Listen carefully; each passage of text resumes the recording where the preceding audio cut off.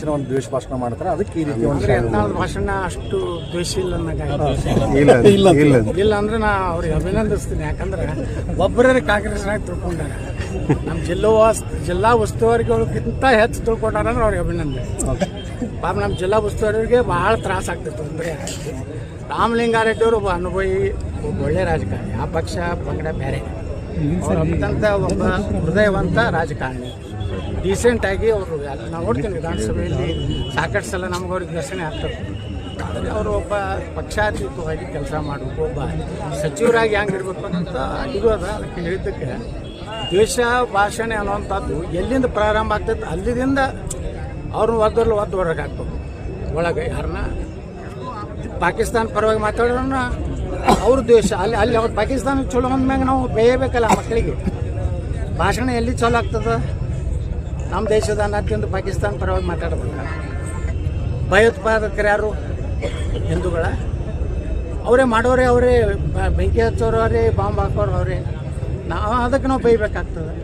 ರಾಜ್ಯಸಭಾ ಚುನಾವಣೆಯಲ್ಲಿ ವಿಧಾನಸಭೆ ಒಳಗೆ ಪಾಕಿಸ್ತಾನ ಜಿಂದಾಬಾದ್ ಅಂದರು ಅಂತಾರೆ. ತಾಯಿಗಂಡು ನನ್ನ ಮಕ್ಕಳ ಅಂತ ಹೇಳಬೇಕಾಗ್ತದೆ. ಇದು ದ್ವೇಷ ಹಾಕೋದಿಲ್ಲ, ಇದು ದೇಶ ಪ್ರೀತಿ ಆಗ್ತದೆ. ಕೆಲವೊಂದು ಹಲ್ಕಟ್ ಶಬ್ದ ಇರ್ಬೋದು, ಅದ್ರ ಒಂದೊಂದು ದೇಶ ಪ್ರೇಮ ಅದರಲ್ಲಿ ಬಂದ್ಬಿಡ್ತದೆ. ಅಲ್ಲ ಅಂದ್ರೆ ಈಗ ಚೇಂಜಸ್ ಏನು ಮಾಡಬೇಕಾಗಿದೆ? ಚೇಂಜಸ್ ಮಾಡೋದು ಸರಿಯಾಗಿ ಸ್ಪಷ್ಟತೆ ಇಲ್ಲ, ಸಂವಿಧಾನಾತ್ಮಕವಾಗಿ ನಿಲ್ಲುವುದಿಲ್ಲ. ನಾವು ಅದನ್ನು ಚಾಲೆಂಜ್ ಮಾಡ್ತೀವಿ. ರಾಜ್ಯಪಾಲರಿಗೂ ನಾವು ಮನೆ ಕೊಡ್ತೀವಿ. ಈಗಾಗಲೇ ನಮ್ಮ ಮೇನ್ ಏನು ಸಂವಿಧಾನದಲ್ಲೇ ಅವಕಾಶ ಇದೆ. 19A ಸ್ಪಷ್ಟವಾಗಿ ಹೇಳ್ತಾ ಅಭಿವ್ಯಕ್ತ ಸ್ವಾತಂತ್ರ್ಯ, ವಾಕ್ ಸ್ವಾತಂತ್ರ್ಯ ಕಸ್ಕೋಲಿಕ್ಕೆ ಯಾರಿಗೂ ಅಧಿಕಾರ ಇಲ್ಲ. ಅದು ನಾವು ಚಾಲೆಂಜ್ ಮಾಡ್ತೀವಿ. ನಾವು ಇದನ್ನು ಸುಪ್ರೀಂ ಕೋರ್ಟ್ ಹೊರಗಿದ್ರು ನಾವು ಅದನ್ನು ಇವರು ಗವರ್ನರ್ ಸಹಿ ಆಗಿ ಬರ್ಬೇಕಲ್ಲ. ಮೊದಲು ಗವರ್ನರೇ ಇವರು ಸ್ಪಷ್ಟೀಕರಣ ಕೇಳ್ತಾರೆ. ಈಗಾಗಲೇ ಸಂವಿಧಾನಾತ್ಮಕವಾಗಿದ್ದಂಥದ್ದನ್ನು ಮತ್ತ್ಯಾಕೆ ನೀವು ಇದನ್ನ ಓವರ್ಲ್ಯಾಪ್ ಯಾಕೆ ಮಾಡ್ಲಾಕತ್ತಾರೆ? ಇವ್ರು ಏನು ಹೇಳ್ತಾರೆ, ನಾ ಸಂವಿಧಾನ BJP ಅವರು ಸಂವಿಧಾನ ಇವ್ರು ಮಾಡ್ಲಾಕತ್ತಾರೆ, ನಾವಲ್ಲ. ತಿದ್ದುಪಡಿ ಸಂವಿಧಾನಕ್ಕೆ ಅಪಮಾನ ಮಾಡೋದಂಗೆ. ಬಾಬಾ ಸಾಹೇಬ್ ಅಂಬೇಡ್ಕರ್ ಬರೆದು ಸಂವಿಧಾನಕ್ಕೆ ಅಪಮಾನ ಮಾಡ್ಲಾಕತ್ತಾರೆ. ಈಗ ನೋಡಿ, ನಾನು ನಿನ್ನೆ ನಾವು ಅವ್ರಂಗೆ ರಾಹುಲ್ ಗಾಂಧಿ ಹಂಗೆ ಸಂವಿಧಾನ ಪುಸ್ತಕ ಹಿಡಿದು ಮಾತಾಡಿದೆ. ಮೇಲೆ ರಾಹುಲ್ ಗಾಂಧಿ ಒಳಗೇನು ಬರ್ದಾರೋ ಗೊತ್ತಿಲ್ಲ. ಅವ್ನು ಎರೆ ಬಿಟ್ಟು ಬರೋದಿಲ್ಲ. ಅವ್ನು ಹಿಡ್ದಾನಂದ್ರೆ ನಾವು ಸ್ವಲ್ಪ ಕಲ್ತಾವ, ನಾ ಹಿಡಿದು ಸ್ವಲ್ಪ ಅವ್ನಿಗೆ ಗೊತ್ತಿಲ್ಲ. ಅವ್ರು ಹೇಳಿದ್ರ ಸಿದ್ದರಾಮಯ್ಯ ಅವರು ಇದ್ರೊಳಗೆ ಏನಿದೆ ಗೊತ್ತೇನೆ ಆತ ಹೇಳಿ. ನಾನು ಕೇಳಿದ ಏನಿದೆ ಓದ್ರೆ ಓದ್ಲಕ್ಕೆ ಬರಲಿಲ್ಲ ಸಿದ್ದರಾಮಯ್ಯ. ನಿಮಗೂ ಸಂವಿಧಾನ ಗೊತ್ತಿಲ್ಲ, ನಿಮಗೂ ಗೊತ್ತಿಲ್ಲ, ನೀವು ಹಿಂದೆ ಕೂತ ಸಕ್ರಿಯ ಮಂತ್ರಿಗೂ ಗೊತ್ತಿಲ್ಲ ಅಂತ ಹೇಳಿ. ಬಬಲೇಶ್ವರದಲ್ಲಿ ಹೋರಾಟ ನಡೀತಾ 29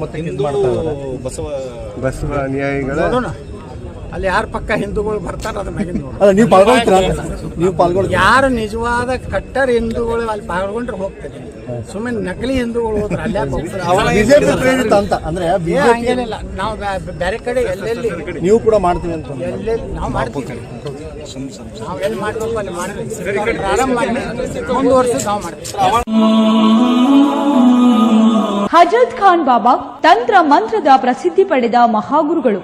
ವಿಜಯಪುರ ನಗರದ ಶ್ರೇಷ್ಠ ಹೆಸರುವಾಸಿಯಾದ ಹಜರತ್ ಖಾನ್ ಬಾಬಾ ನಿಮ್ಮ ಪ್ರತಿಯೊಂದು ಸಮಸ್ಯೆಗಳ ಬಗ್ಗೆ ಖಾತ್ರಿ ಹಾಗೂ ಸಮಾಧಾನ ಪಡೆಯಿರಿ. ಹಜರತ್ ಖಾನ್ ಬಾಬಾ ವಿಜಯಪುರ ನಗರದಲ್ಲಿ ಕಳೆದ 20 ವರ್ಷಗಳಿಂದ ತಮ್ಮ ಸ್ವಂತ ಮನೆ ವಿಳಾಸದಲ್ಲಿದ್ದು ಸಾರ್ವಜನಿಕರ ವೈಯಕ್ತಿಕ ಸಮಸ್ಯೆ ದೋಷಗಳನ್ನ ಪರಿಹಾರ ಮಾಡುತ್ತಿದ್ದಾರೆ. ಹಜರತ್ ಖಾನ್ ಬಾಬಾ ಸಂತೋಷದ ಸುದ್ದಿ ಕೇಳಿ ಆನಂದ ಆಗಬಹುದು. ಇವರು ಪಿಶಾಚಿ ಮತ್ತು ಭೂತದ ಕಾಟ ಮಾಟ ಮಾಡಿದ್ದು ತೆಗೆಯುತ್ತಾರೆ ಮತ್ತು ಬಹಳ ಕಾಲ ಮಕ್ಕಳಾಗದಿದ್ದರೆ ಹಾಗೂ ದಮ್ಮು, ಹೊಟ್ಟೆ ನೋವು, ಹೆಣ್ಣು ಮಕ್ಕಳ ತೊಂದರೆಗಳು, ಕಾಮಣಿ, ಇಸುಬು ಇವರ ಔಷಧ ಹಾಗೂ ಮಂತ್ರಶಕ್ತಿ, ದಿವ್ಯ ಶಕ್ತಿಯಿಂದ ಹಜರತ್ ಖಾನ್ ಬಾಬಾ ಇವರು ಆರೋಗ್ಯ ಚಿಕಿತ್ಸೆ ನೀಡಿ ನಿಮ್ಮ ಕಷ್ಟ ನೋವುಗಳನ್ನ ದೂರ ಮಾಡಿಕೊಡುತ್ತಾರೆ. ನಿಮ್ಮ ಸಮಸ್ಯೆಗಳಾದ ಮನಸ್ಸಿನ ಇಚ್ಛೆ, ಪ್ರೇಮ ವಿವಾಹ ಸಮಸ್ಯೆ, ನೌಕರಿ ಸಮಸ್ಯೆ, ಪತಿ ಪತ್ನಿಯರ ಸಮಸ್ಯೆ, ಆಸ್ತಿ ವಿಚಾರ, ಮಾಟ ಮಂತ್ರದ ಬಗ್ಗೆ, ಆರೋಗ್ಯ ತೊಂದರೆ, ಗುಪ್ತ ರೋಗಗಳು, ಶತ್ರುಕಾಟ, ಉದ್ಯೋಗ ಸಮಸ್ಯೆ, ಗೃಹ ಸಮಸ್ಯೆ, ಕೋರ್ಟ್ ವಿಚಾರ, ಸಾಲಬಾಧೆ, ಧನ ಸಂಪತ್ತು ಪ್ರಾಪ್ತಿ ಬಗ್ಗೆ,